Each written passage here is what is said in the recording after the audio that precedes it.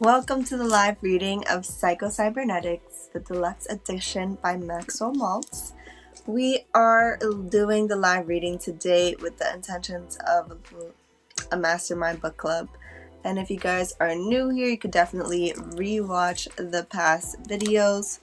We are finishing up chapter 8 today. Hopefully we finish it. We are going over the ingredients of the success type personality and how to acquire them. So if you guys have any questions, leave them in the comments, and if not, you guys can pick up here on page 140. We're up to section 7, self-acceptance. So I'm so excited. I'm loving this chapter, and I hope you guys are as well. So, alright, my cat is making a visit today. Alright, no real success or genuine happiness is possible until a person gains some degree of self-acceptance. The most miserable and tortured people in the world are those who are continually straining and striving to convince themselves and others that they are something other than what they basically are. And there is no relief and satisfaction like that comes when one finally gives up the shams and pretenses and is willing to be himself. Success which comes from self-expression often eludes those who strive and strain to be somebody, and often comes almost of its own accord when a person becomes willing to relax and be himself. Changing your self-image does not mean changing yourself or improving yourself, but changing your own mental picture and your own estimation, conception, and realization of that self. The amazing results which follow from developing an adequate and realistic self-image come about not as a result of self-transformation, but from self-realization and self-revelation. Your self right now is what it has always been and all that it can ever be. You did not create it. You cannot change it. You can, however, realize it and make the most of what already is by gaining a true mental picture of your actual self. There is no use straining to be somebody if you are what you are now. You are somebody, not because you've made $1 million or drive the biggest car in your block or win at bridge, but because God created you in His own image. Most of us are better, wiser, stronger, more competent now than we realize. Creating a better self-image does not create new abilities, talents, or powers. It releases and utilizes them. Hi. We can change our personality, but not our basic self. Personality is a tool, an outlet, a focal point of the self that we use in dealing with the world. It is the sum total of our habits, attitudes, learned skills, which we use as a method of expressing ourselves. You are not your mistakes. Self-acceptance means accepting and coming to terms with ourselves now, just as we are, with all our faults, weaknesses, shortcomings, errors, as well as our assets and strengths. Self-acceptance is easier, however, if we realize that these negativities belong to us. They are not us. Many people shy away from healthy self-acceptance because they insist upon identifying themselves with their mistakes. You may have made a mistake, but this does not mean you are a mistake. You may not be expressing yourself properly and fully, but this does not mean you yourself are no good. We must recognize our mistakes and shortcomings before we can correct them. The first step toward acquiring knowledge is the recognition of those areas where you are ignorant. The first step towards becoming stronger is the recognition that you are weak. And all religions teach that the first step towards salvation is the self-confession that you are a sinner. In the journey towards the goal of ideal expression, we must use negative feedback data to correct course, as in any other goal-striving situation. This requires admitting to ourselves and accepting the fact that our personality, our expressed self, or what some physiologists call our actual self, or what some psychologists call our actual self, is always imperfect and short of the mark. No one ever succeeds during a lifetime in fully expressing or bringing into actuality all of the potentialities of the real self. In our actual expressed self, we never exhaust all the possibilities of powers of the real self. We can always learn more, perform better, behave better. The actual self is necessarily imperfect. Throughout life, it is always moving towards an ideal goal, but never arriving. Yes, we are all somebody. The actual self is not a static, but a dynamic thing. It is never complete and final, but always in a state of growth. It is important that we learn to accept this actual self with all its imperfections, because it is the only vehicle we have. The neurotic rejects his actual self and hates it because it is imperfect. In its place, he tries to create a fictitious ideal self which is already perfect and has already arrived.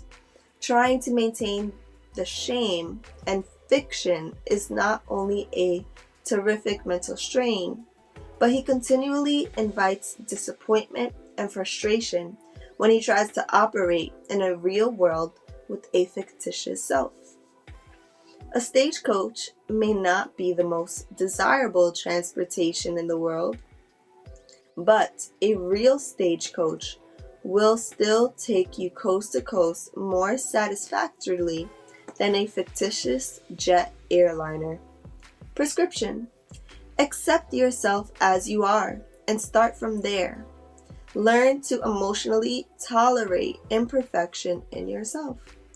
It is necessary to intellectually recognize our shortcomings, but disastrous to hate ourselves because of them. Differentiate between yourself and your behavior. You are not ruined or worthless because you made a mistake or got off course, any more than a typewriter is worthless which makes an error, or a violin which sounds a sour note. Don't hate yourself because you're not perfect. You have lots of company. No one else is either. And those who try to pretend they are kidding themselves. You are somebody now.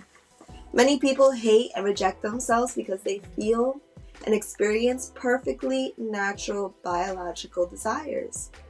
Others reject themselves because they do not conform to the current fashion or standard for physical proportions. I can remember in the 1920s when many women felt ashamed of themselves because they had breasts. The boyish figure was in vogue and bosoms were taboo. Today, many young girls develop anxiety because they do not have 40-inch busts. In the 1920s, women used to come to me and, in effect, say, "Make me somebody by reducing the size of my breast." Today, the plea is, "Make me somebody by increasing the size of my breasts." This seeking for identity, this desire for selfhood, this urge to be somebody is universal. But we make a mistake when we seek it in conformity, in the approval of other people, or in material things. It is a gift of God. You are, period. Many people say in effect to themselves, "Because I am skinny, fat, short, too tall, etc., I am nothing." Say to yourself instead, "I may not be perfect. I may have faults and weaknesses. I might have gotten off track. I may have a long way to go, but I am something, and I will make the most of that something." It is the young man of little faith who always says, "I am nothing," said Howard W. Buck. It is the young man of true conception who says, "I am everything," and then goes to prove it. That does not spell conceit or egotism. And if people think it does, let them think so. Enough for us to know that it means faith, trust, confidence, the human expression of the God within us. He says, "Do my work. Go and do it. No matter what it is, do it. But do it with a zest, a keenness, a gusto that surmounts obstacles and brushes aside discouragement. Accept yourself. Be yourself. You cannot realize the potentialities and possibilities you inherit in that unique and special something which is you if you keep turning your back upon it, feeling ashamed of it, and refusing to recognize it." And that is the end of chapter 8. Such a powerful recommendation by the author. And I'm going to let in our mastermind member, Joy, about chapter 8 together. How are you today, Joy? Peace, everyone. I'm good. How are you? I'm good. This was such an amazing chapter. So I wanted to go back over the success type personality acronym, right? Number 1 is sense of direction, then understanding, courage, charity, esteem, self-confidence, and self-acceptance. And I feel like every single one of these points, he brought it back to the concept that we are all made by a universal creator who already loves us, who feels like that we should glorify our creator, and that we should accept ourselves no matter what, because the creator didn't make a mistake with us. And I think that's such a powerful message that many people have lost connection with. Mm-hmm. And I love the fact that the author continues to highlight that in this chapter.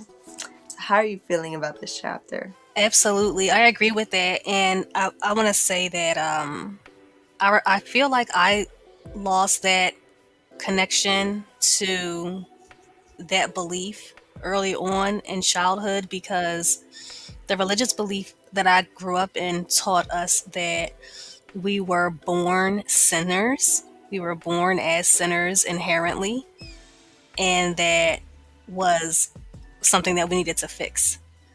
So in childhood, if I'm instilled with the belief that I came out of the womb a sinner and something bad about and all these things are bad about me, it's not easy to connect to the idea that I was already born perfect in God's image.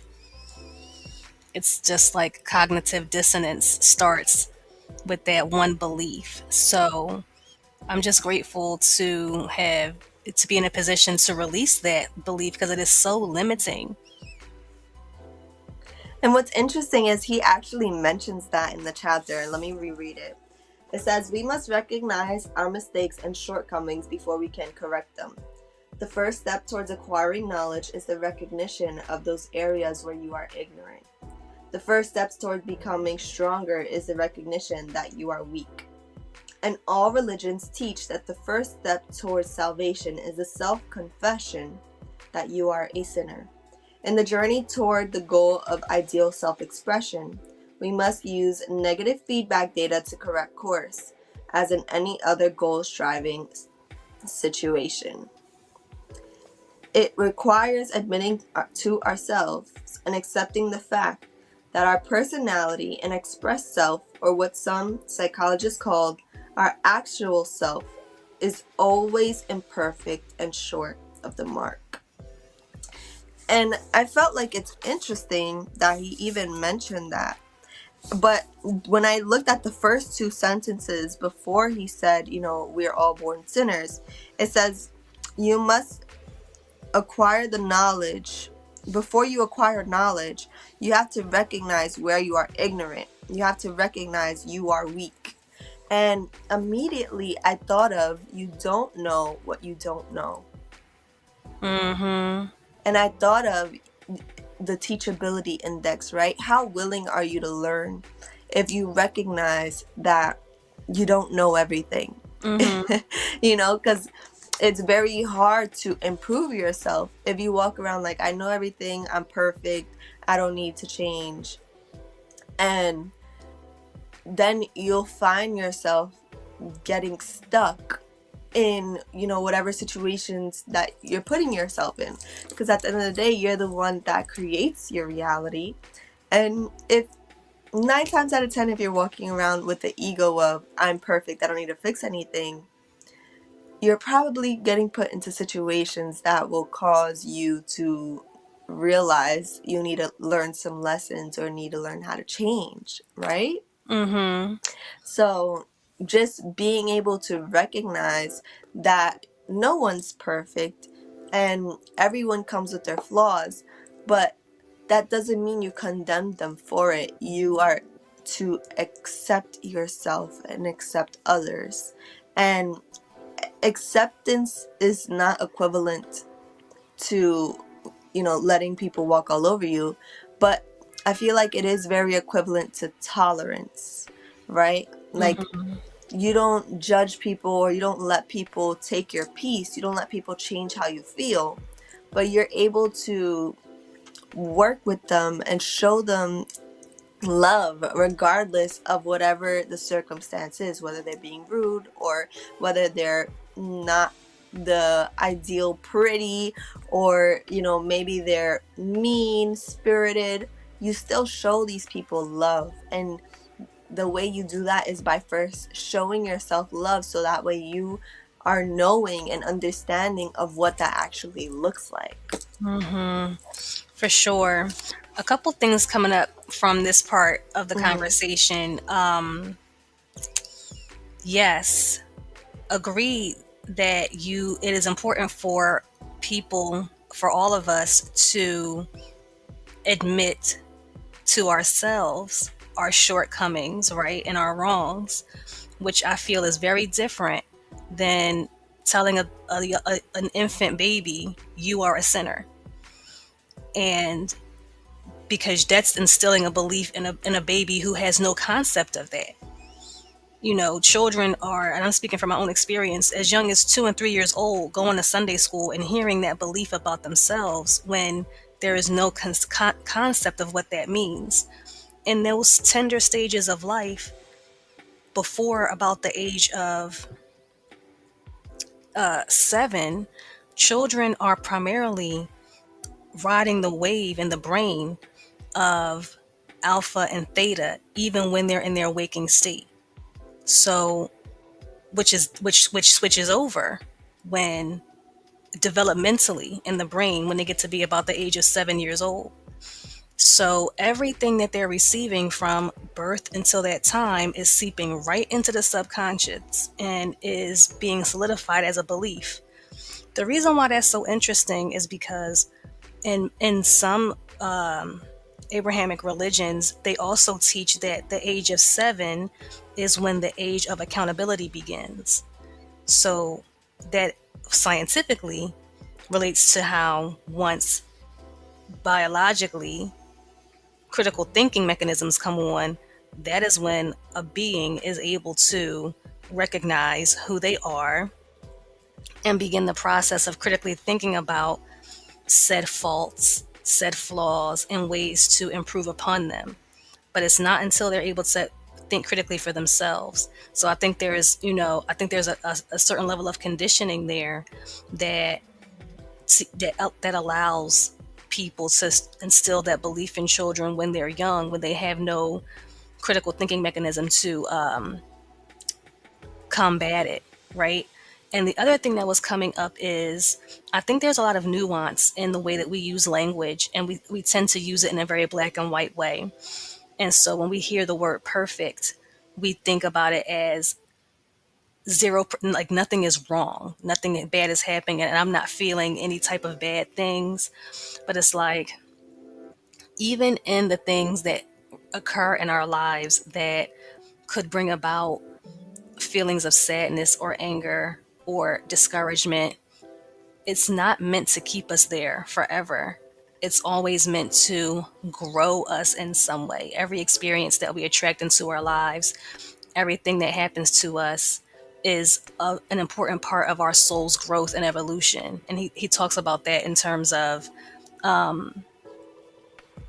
don't know where it is in the book, but he talks about that in terms of just, evolution and growth. I'll find it once I stop talking and I'll share. But from that perspective, everything is perfect because it's getting you from point A to point B. But if we only want to think about terms like perfection and everything is clean and pristine and nothing's wrong and I'm a king and I'm a queen, and that, I think that that's just a little misaligned, and that nuance is where we go wrong. Because I do also think it's a little bit of an oxymoron to say that we are not perfect and also that God makes no mistakes. I think it's our understanding of what perfection actually is, right? Because in the quote unquote imperfections, we're able to gain clarity. We're able to see where we have gone astray in our aligned trajectory. And then that misalignment allows us to get back on track. I have the part here that you're talking about. It says we can always learn more, perform better, behave better. The actual self is necessarily imperfect. Throughout life, it is always moving towards an ideal goal, but never arriving. The actual self is not static, but a dynamic thing. It is never completed and final, but always in a state of growth. That's the part you're talking about? Yeah, that's the part I'm talking about. Thank you. So, like, when you think about, you have it, if you believe in, you know, reincarnation and having lived past lives and stuff, everything that we're experiencing now in this lifetime is related to things that we may not have learned or that we also did master in previous lifetimes. And that's why some of the same themes come up. That's why some of the same types of people come in and out of our lives. And it might seem like we're on a hamster wheel, just like repeating the same things. But if the same thing keeps coming into your life, it's likely because it's a lesson that you have yet to master. And honestly, I definitely can agree with the point that you brought up of starting with we are all born sinners versus starting with God loves and accepts you as you are. So you Yeah. should love and accept yourself Yeah. as you are. Yeah. And then Absolutely. the other part that I noticed is he's explaining how we are not our behaviors, we are not our personalities, we are not, all the titles that we wear. There was at one point where I was dabbling with the idea of who are you, and majority of the people, when you ask them that question, they'll say, I'm a teacher, I'm an artist, I'm a girl, I'm Puerto Rican, I'm, you know, pretty. They'll say all these words and these titles or labels that they think gets to the root of who they are, not actually understanding who they are. And I think that is Mm-hmm. the point that the author is also trying to make in this chapter here, is understanding that you have to accept who you are, and that is why he brings up the fact that you are a creation of God. You have to Mm-hmm. accept that first if you're ever going to be successful, because now Mm-hmm. you're not relying on your own understanding or your own knowledge or your own experiences, and maybe you've made a lot of mistakes in your life. So if you are dependent upon, navigating life based on your failures and your mistakes and this idea of your personality and who you're supposed to be, right? That's why he constantly says, you don't have to strain to be somebody. That you already are something so powerful within, and that's what you have to accept, versus, accepting the fact that you're not a millionaire or you're not perfect, right? This is a little bit more, like, you really have to think about it, and you really have to deeply and internally understand this. But once you do, you reach new levels of success, I feel like.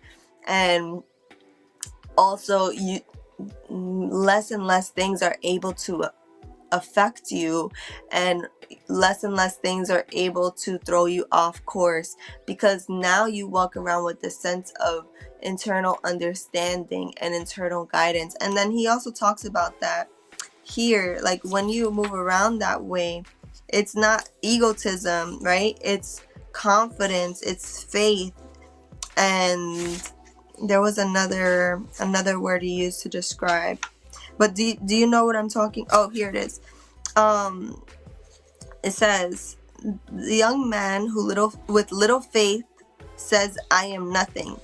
The young man with the true conception who says, I am everything, and then goes to prove it. He does not spell conceit or egotism. If people think it does, let them think so. Enough for us to know that it means faith, trust, confidence, and the human expression of the God within us. God says, do my work, go and do it. No matter what it is, do it, but do it with a zest, a keenness, a gusto that surmounts obstacles and brushes aside discouragement. I think that's really the true essence of self-acceptance, is you're not just accepting, oh yeah, I make mistakes, oh yeah, I'm not perfect. F that. It's Mm-hmm. accepting the power and the creative being that you naturally are.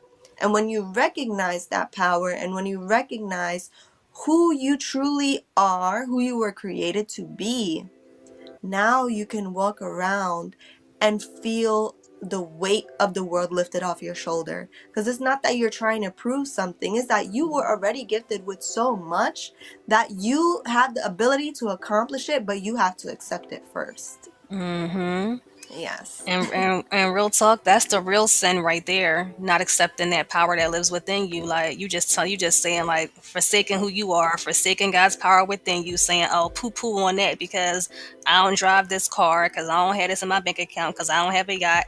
Man, you keep on chasing those ideas of what quote unquote perfection is supposed to look like. You go and get a yacht and then feel bad about yourself because you ain't got a bigger yacht, and then you're going to still think you ain't perfect. So, it really is a game of realizing the superhero who already lives within you, because sin is just missing the mark. So when you are, not you, anybody personally, but the universal you, right? When we are forsaking that power that innately lives within us, that we were given by God innately, and trading that in for something external, we are missing the mark. And that's where sin comes in.